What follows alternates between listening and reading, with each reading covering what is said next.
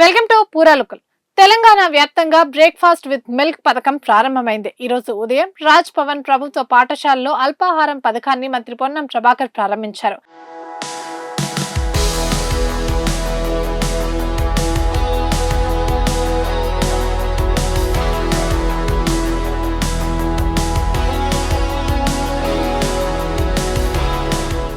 విద్యార్థులతో కలిసి బ్రేక్ఫాస్ట్ చేసిన మంత్రి వారికి పుస్తకాలను పంపిణీ చేశారు.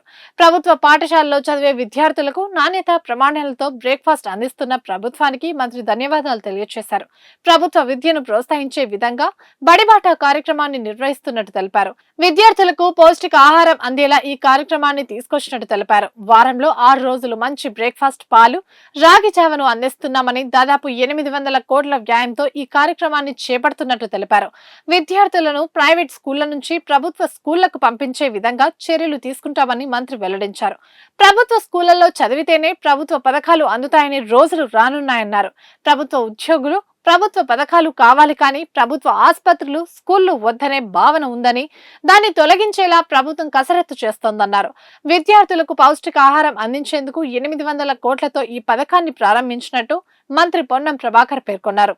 తెలంగాణ ప్రభుత్వం రాష్ట్ర వ్యాప్తంగా ప్రభుత్వ పాఠశాలలో చదువుతున్నటువంటి దాదాపు 29 లక్షల మంది విద్యార్థులకు ఈ రోజు నుండి ఉదయం పూట అల్పాహారం, అది కూడా పౌష్టిక అల్పాహారం ఇచ్చి స్కూల్ డ్రాప్అవుట్స్ తక్కువ చేయడంతో పాటుగా మరి వివిధ రకాల ఉపాధి కోసం ఉదయాన్నే పనులో వెళ్ళేటువంటి తల్లిదండ్రులు ఆకలి మంటతో పాఠశాలకు వచ్చే విద్యార్థుల యొక్క అంశాన్ని గ్రహించి రాష్ట్ర వ్యాప్తంగా ఈరోజు ఉదయం పూట అల్పాహార కార్యక్రమాన్ని ఈరోజు హైదరాబాద్ రాజ్ భవన్ స్కూల్లో ప్రారంభం చేయడం జరిగింది.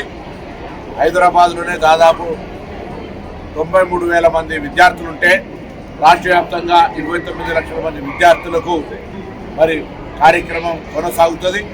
మధ్యాహ్న భోజనం కార్యక్రమం ఇప్పటికే ఉంది. దీనివల్ల ప్రభుత్వ పాఠశాలను పటిష్టవంతంగా విద్యారంగంలో కావచ్చు, మౌలిక సదుపాయాలు కావచ్చు, అదేవిధంగా వారికి అవసరమైనటువంటి పౌష్టిక ఆహారం, పిల్లలకు సంబంధించినటువంటి ఎడ్యుకేషన్ సందర్భంలో వారి యొక్క శారీరక దృఢత్వం కూడా అవసరం కాబట్టి మరి ఈ యొక్క కార్యక్రమాన్ని ఈరోజు లాంఛనంగా ప్రారంభోత్సవం చేస్తా ఉన్నాం.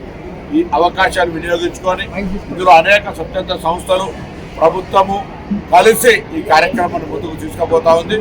ఈ గౌరవ ముఖ్యమంత్రి రేవంత్ రెడ్డి గారికి, ఉప ముఖ్యమంత్రి బట్టి విక్రమార్క గారికి, సహచార మంత్రులందరూ, అదేవిధంగా రాష్ట్రం మొత్తం మీద ఉన్నటువంటి అధికారులు, ప్రజాప్రతినిధులు అందరూ కూడా కలిసి ప్రభుత్వ పాఠశాలను పటిష్టవంతం చేయాలనే సంకల్పానికి అనుగుణంగా గ్రామ స్థాయిలో సర్పంచులు, మున్సిపల్ స్థాయిలో కౌన్సిలర్లు, కార్పొరేటర్లు మీ ప్రాంతాల్లో ఉన్నటువంటి ప్రభుత్వ పాఠశాలను స్ట్రెంథెన్ చేయండి, డ్రాప్అవుట్స్ తక్కువ చేయండి.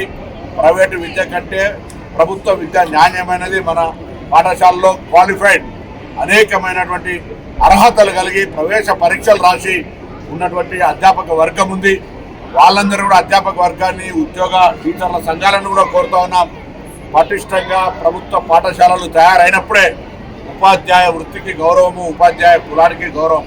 కాబట్టి ఉపాధ్యాయులు కూడా ఈ ప్రభుత్వ సంకల్పంలో లీనమై మరి ప్రభుత్వ పాఠశాలల లోపల విద్యార్థుల సంఖ్య గణనీయంగా పెరిగే విధంగా అన్ని రకాల ఇన్ఫ్రాస్ట్రక్చర్లు, అన్ని రకాల అంశాలకు సానుకూలంగా ఈ ప్రభుత్వం ఉంది. కాబట్టి ఆ దిశలో అందరూ కలిసి రాజకీయాలకు అతీతంగా గ్రామ పంచాయతీ వార్డు సభ్యుల నుంచి గౌరవ ముఖ్యమంత్రి దాకా అందరూ కూడా ప్రభుత్వ విద్యను ప్రోత్సహించే భాగంగా ముందుండాలని, అందులో భాగంగా ఈరోజు బ్రేక్ఫాస్ట్ కార్యక్రమం ఇక్కడ ప్రారంభం చేసాం.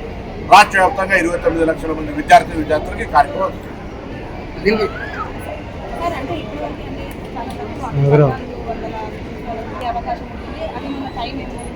తొందరలో వీలైనంత తొందరగా, దీనికి టైం కంటే ఎక్కువ కూడా తొందరగా మొత్తం అక్కడ ఉన్నటువంటి చిన్న చిన్న మౌలిక సదుపాయాలను కలగజేస్తూ వెంటనే చేస్తాం. కొంతమందికి 100% ఇవ్వాలనేటువంటిది ఆలోచన.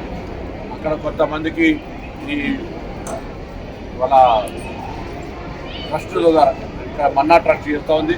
దాని తర్వాత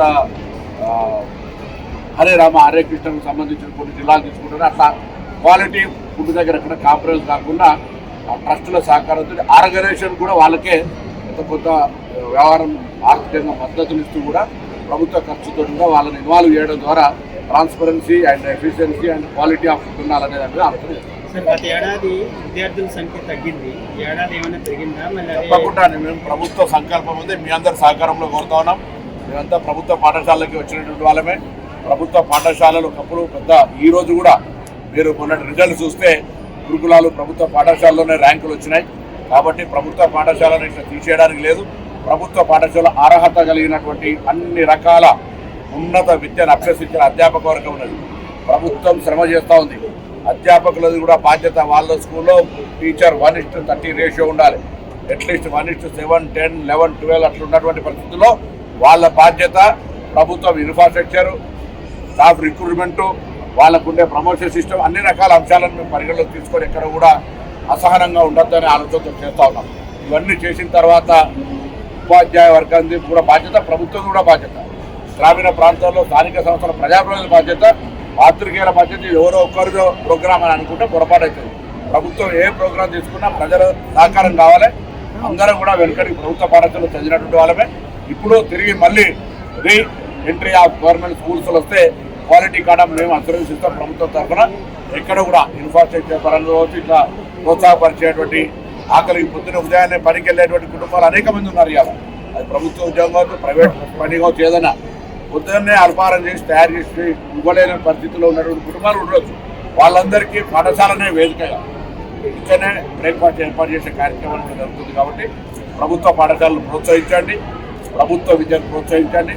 తప్పకుండా ఆ తల్లిదండ్రుల ఆకాంక్షలకు అనుగుణంగా నాణ్యమైన విద్యను అందించేటువంటి బాధ్యత ప్రభుత్వం పట్ల అధ్యాపకులదనే మాట